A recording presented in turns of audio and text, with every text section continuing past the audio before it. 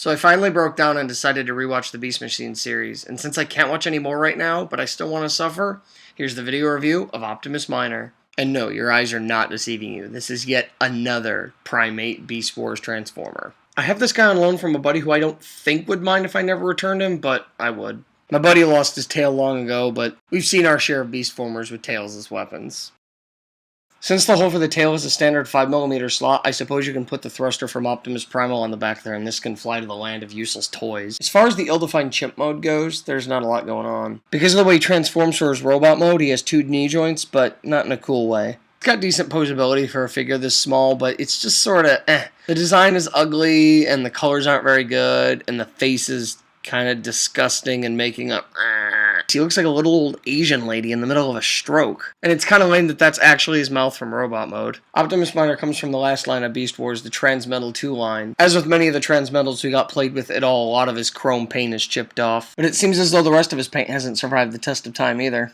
Since he's another primate transformer, his transformation ends up being a little oversimplified. He starts as a chimp, then something happens, and he's kind of not a chimp anymore. FYI, my not showing you how to transform a figure is my way of telling you not to buy it. Plus, he basically just turns upside down and his head opens up. Can you say splitting headache? Alright, bad pun. Yet again, we have stroke face in this mode, but more so. I find it kind of lame that despite the fact that he uses that mouth in both modes, they didn't bother to paint his teeth white.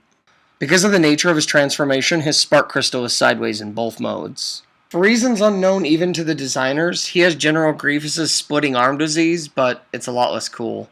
From what I understand, his instructions don't even incorporate why his arms open up, so if he still had his tail, he'd be able to hold it in this mode via a little peg on his fingers here. It's kind of cool that he's small enough to ride Deluxe Class RC. Okay, I get the name, but seriously, Optimus Minor? Good luck being taken seriously in the professional world. Or the toy world, for that matter. So is this supposed to be Baby Primal time travel to the future? Wait a minute.